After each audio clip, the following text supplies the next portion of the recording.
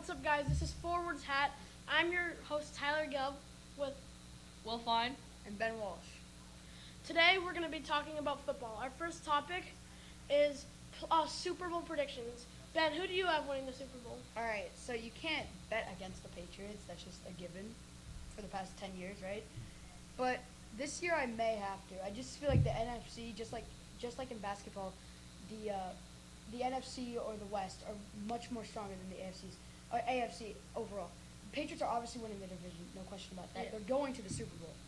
Now the one question is if the Jaguars if Blake Bortles steps up and becomes that player that he was at UCF, he could be amazing, or he could be the guy that threw the screen pass when they and played, 10 yards away from his intended receiver on a screen pass against the Bills. So you Yeah. don't know what you're going to expect from Blake Bortles.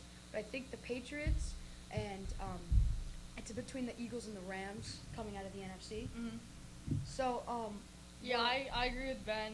I definitely think the Patriots will win their division. The only people that they're going to have to worry about are the Steelers and the Jaguars. Also, the Rams, I think, will end up winning the Super Bowl just because of how good their team is and how great of an offseason they had with getting new players, trading for new players. Why And, they spent like a bunch of lot. money on Aqib Talib, which is Yeah. probably not the best move they've made, but still. Getting Yeah. older. Um, Not the player he was like 5 years ago. for sure. Yeah. So I kind of want to know, which player do you think is like is gonna have a breakout year this year? This season, I have to go with Stephon Diggs. Well, he's kind of been underrated for the past, 2 years.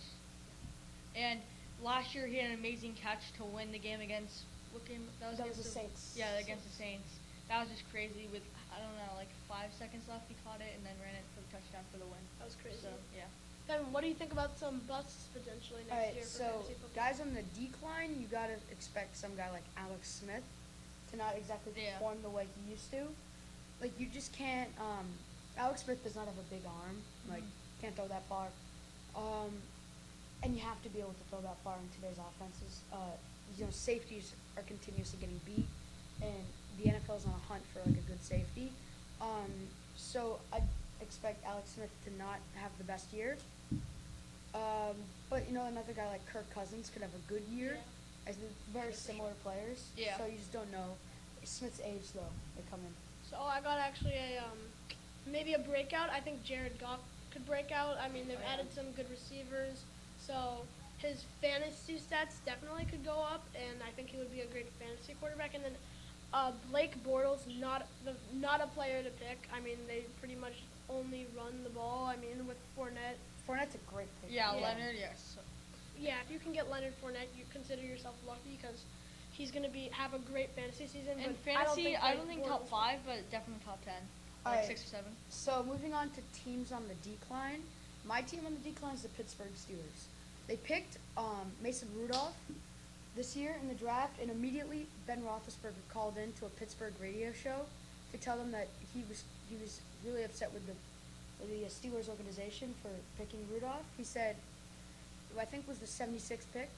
He just said it was a terrible pick. I'm playing for another 3 or 4 years. You could probably get a better quarterback out of that time. Mason Rudolph was amazing in college, but not the strongest division. Yeah. So we don't know if there's going to be any controversy with Mike Tomlin giving Rudolph some time at the end of the season. or potentially trading him to help their chemistry, or trading Ben Roethlisberger?